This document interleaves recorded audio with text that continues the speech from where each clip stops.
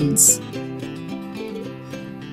I've been choosing some self-cover buttons and they are quite expensive, and so it's not brilliant. If you can send them off to have them covered, to be fair, that's just as much as buying them in the shop, so I would do that, but I've not done that. So how to cover a button: cut out a round circle and then you slip stitch all the way around that circle. Put your button in the middle and then pull. Now all you need to do is put the top on. It's got some sort of ziggy-zaggy edge, so that will hold the fabric in. You need to also, with a pin, kind of move everything in where you've got a little pleat so that it sits really nicely. Press it down. You can use a cotton reel for that as well. That works really well as well. And cut it off and you've got your button. Metal buttons work much better and they're much more secure. They won't come apart and last very long. Buttonholes. Now, how do we do them?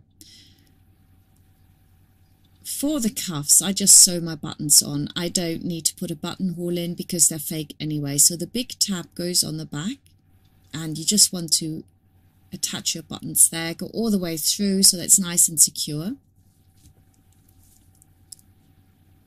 And we also want to measure now where we want to have the front buttons, and you want to be definitely about 1 centimetre down from the top and 1 centimetre up from your piping line, and then half of that you put a pin, and you want to be about 1.2 centimetres away from the edge.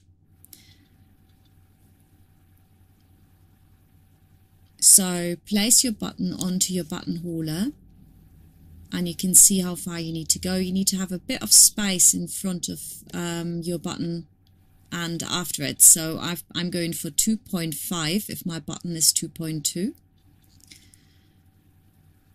Put it down. Every machine actually is slightly different, but on the Pfaff machine you would be on the number 1 stitch now, and you would go down and then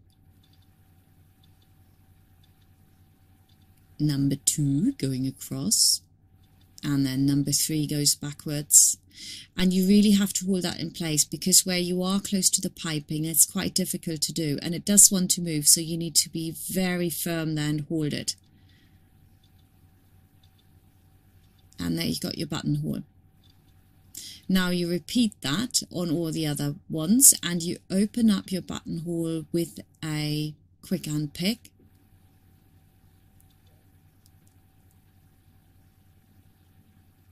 Very carefully go to either side.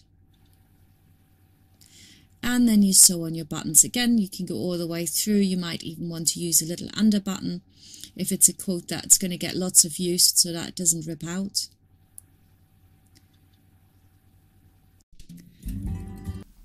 And that's it, coat finished. I want to thank Keela and Connie for being my models for this coat, and you can see how really cute this is. I hope you enjoy making it as much as I did. Bye for now.